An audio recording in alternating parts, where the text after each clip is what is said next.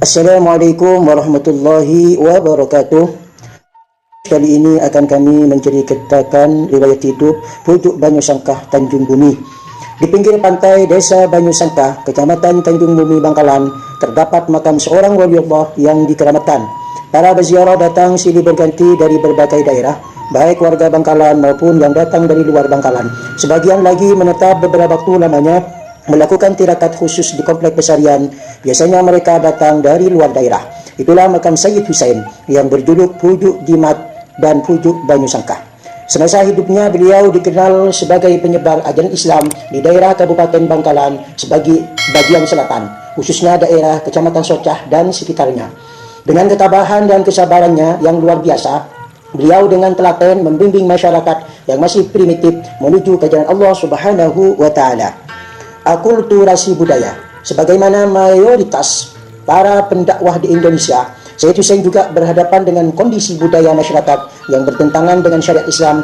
Akan tetapi, beliau tidak serta-merta mendoblak dan menabrak budaya yang sudah mengakar di tengah-tengah masyarakat tersebut, karena hal itu akan menyulitkan misi dakwah beliau. Beliau sadar bahwa tidak mudah merubah budaya yang sudah diyakini kebenarannya oleh masyarakat, karena sudah dianggap warisan leluhur yang harus dipertahankan. Kalau hal tersebut dirubah secara frontal, bukannya membuat masyarakat awam menerima, tapi justru akan membuat mereka menjauh dan menolak ajaran Islam yang disampaikan. Menghadapi kondisi masyarakat yang seperti itu, maka teori dakwah terbaik adalah dengan melakukan pendekatan persuasif dan pendekatan sosiokultural. Bagaimana diterangkan dalam ayat Al-Quran, maka disebabkan rahmat dari Allah lah kamu berlaku lemah lembut terhadap mereka. Sekiranya kamu bersikap keras lagi berhati kasar, tentulah mereka menjauhkan diri dari sekelilingmu. Karena itu, maafkanlah mereka, mohonkan ampun bagi mereka, dan bermusyawarahlah dengan mereka dalam urusan itu. Kemudian apabila kamu telah membulatkan tekad, maka bertawakallah kepada Allah. Sesungguhnya Allah menyukai orang-orang yang bertawakal kepadanya. Surat Ali Imran halaman 3 ayat 159. Serulah manusia pada jalan Tuhanmu dengan hikmah dan pelajaran yang baik, dan tambahlah mereka dengan cara yang baik. Sesungguhnya Tuhanmu dialah yang lebih mengetahui tentang siapa yang tersesat dari jalannya, dan dialah yang lebih mengetahui orang-orang yang mendapat petunjuk. Surat An-Nahl halaman 16 ayat 125. Dengan metode dakwah lemah lembut seperti itu, lambat laun beliau berhasil menyadarkan masyarakat sehingga mereka menerima ajaran Islam dengan antusias. Metode dakwah seperti tersebut seperti disebut dengan akulturasi budaya dengan agama, sebagaimana yang dilakukan oleh para wali songo dalam menyebarkan Islam di Nusantara. Seperti kita ketahui, wali songo membawa Islam ke Nusantara melalui proses akulturasi budaya dengan agama.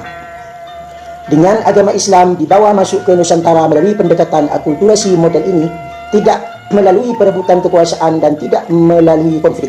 Karena kalau lewat perebutan kekuasaan, nilai-nilai Islam akan sulit membudaya di Indonesia. Sedang kalau lewat konflik, maka hal itu hanya akan memunculkan konflik yang baru lagi.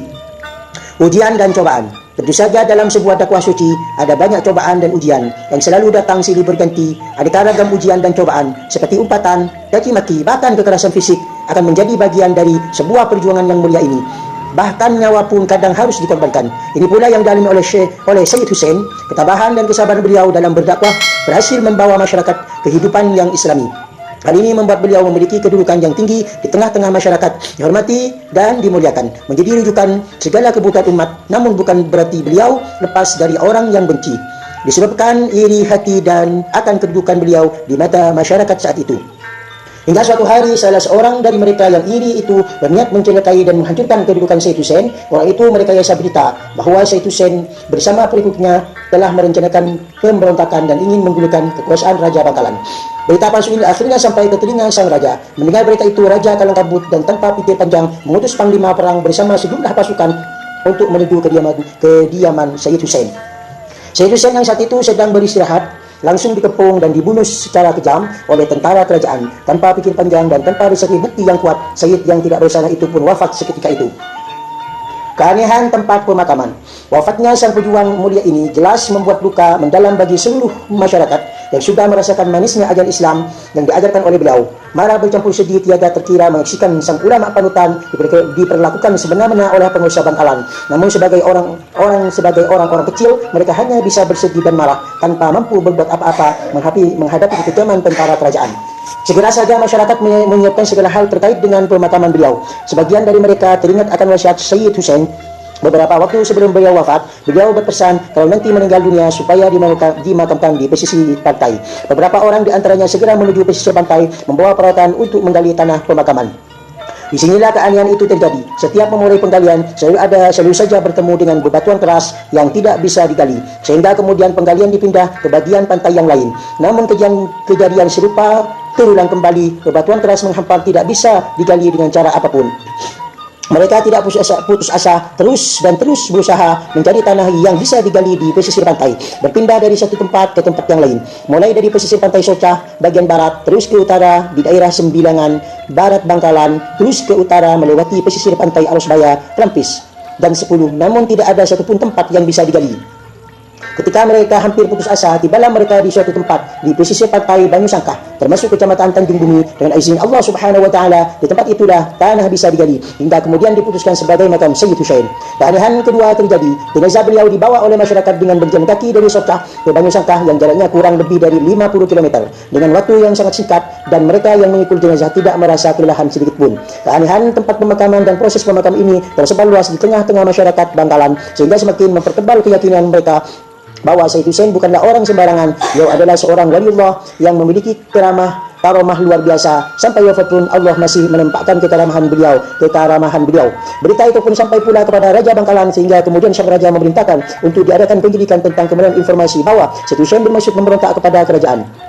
Sampai kemudian sang raja mendapat informasi yang sebenarnya bahwa Sayyid Hussein tidak bersalah. Ia menyesali keputusannya yang sama sekali tidak berdasar pada bukti-bukti kuat itu. Dia tidak tahu harus berbuat apa untuk menebus kesalahan tersebut, hingga akhirnya berinisiatif memberi gelar kepada Sayyid Hussein dengan sebutan Pujuk Banyu Sangkah. Ada keturunan Sayyid Hussein menjadi ulama-ulama besar, menjadi penerus perjuangan dakwah beliau, menyebar ajaran Islam dimanapun berada. Hampir semua keturunan Sayyid Hussein gemar bertapa, bertirakat di tempat sepi dalam waktu yang lama, dan memiliki karomah yang luar biasa. Berikut keturunan Sayyid Hussein yang sangat terkenal. Syekh Abdul Manan. Sayyid Hussein wafat dengan meninggalkan kedua orang putra. Yang pertama bernama Abdul Manan dan yang kedua bernama Abdul Rahman. Sejak kejadian yang menimpa sang ayahanda, kedua putra beliau lari menjauh dari kerajaan Bangkalan. Putra kedua beliau bernama Abdul Rahman lari ke desa Bire dan menetap di sana sampai akhir hayat beliau, dan akhirnya beliau dikenal dengan Pujuk Bire. Sementara Abdul Manan, putra tertua beliau, pergi mengasingkan diri menjauh dari kekuasaan Raja Bangkalan. Hari demi hari dilaluinya dengan sengsara dan penuh penderitaan, hingga akhirnya sampai di sebuah hutan lebat di tengah perbukitan wilayah Batu Ampar, Kabupaten Pamekasan. Di hutan inilah beliau bertapa mendekatkan diri kepada Allah Subhanahu wa taala. Pertapaan ini beliau lakukan di bawah pohon Kosambi selama 41 tahun, sehingga kemudian hari beliau dijuluki Pujuk Kosambi. Al-Kisah, tersebutlah sepasang suami istri bersama kedua putrinya hidup bersama dalam kesederhanaan di wilayah sekitar Bukit Batu Ampar. Dalam aktivitas sehari-hari, si putri sulung diberi tugas mencari kayu bakar di hutan, sedangkan si bungsu bertugas memasak dan kegiatan lain di rumah. Suatu hari seperti biasanya berangkatlah si sulung mencari kayu bakar di hutan dengan peralatan yang dibutuhkan. Kali ini dia mencari kayu di tempat yang belum pernah didatanginya, karena di tempat biasa sudah sedikit tersedia kayu bakarnya. Di tengah perjalanan di tengah hutan lebat itu, langkahnya terhenti di dekat pohon Kosambi yang besar dan menjulang tinggi, karena dianggapnya banyak dahan dan ranting kering yang nanti bisa dibawanya. Tapi alangkah terkejutnya dia karena dilihatnya seorang tua berbadan kurus kering duduk bersila di bawah pohon tersebut dengan tubuh yang hampir terlilit akar pohon. Dengan perasaan takut, dia lari tunggang langgang langsung pulang ke rumahnya dan mengurungkan niatnya untuk mencari kayu bakar. Sesampainya di rumah dengan bermandikan keringat dan nafas tersengal-sengal, dia langsung menemui kedua orang tuanya yang merasa keheranan dengan tingkah laku si putri sulung. Dengan suara terbata-bata dia menceritakan kejadian aneh yang dialaminya di dalam hutan. Mendengar cerita putrinya, sang ayah ingin tahu dan bermaksud menolong orang tua aneh itu. Diajaklah sang putri sebagai penunjuk jalan dengan membawa peralatan pemotong kayu.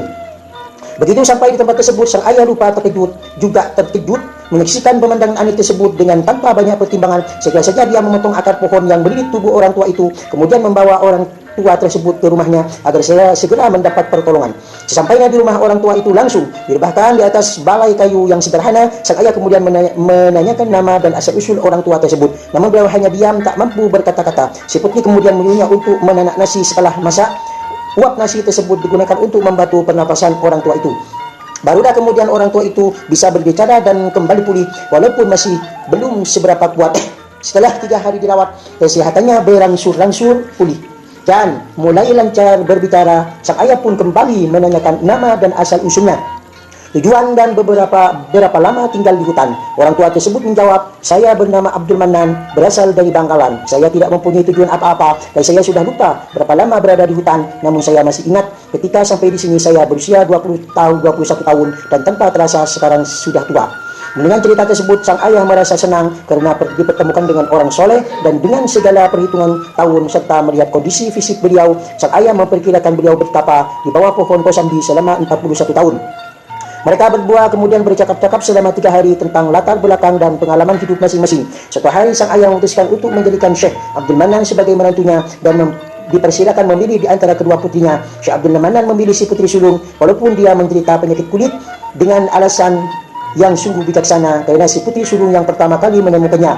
Pernikahan sederhana pun dilangsungkan dan pasangan suami istri baru ini hidup penuh sukacita, damai dan tentram. Sehingga tanpa terasa usia pernikahan mencapai 41 hari. Aneh bin ajaib, pada hari ke-41 pernikahan mereka terjadilah keajaiban luar biasa dan di luar logika manusia. Si sulung sembuh seketika dari penyakit kulitnya. Bahkan kecantikannya tersiar kemana-mana sampai Raja Sumenep mengagumi kecantikan istri Syekh Abdul Manan tersebut. Dari pernikahan ini beliau dikaruniai 2 orang putra. Pertama bernama Takihul Muqaddam dan yang kedua adalah Basyani. Setelah bertahun-tahun berdakwah, beliau wafat dan dimakamkan di Batu Ampar dan terkenal dengan julukan Tujuh Kosambi. Demikianlah kisah Tujuh Banyu Sangkah. Semoga bermanfaat. Wassalamualaikum warahmatullahi wabarakatuh.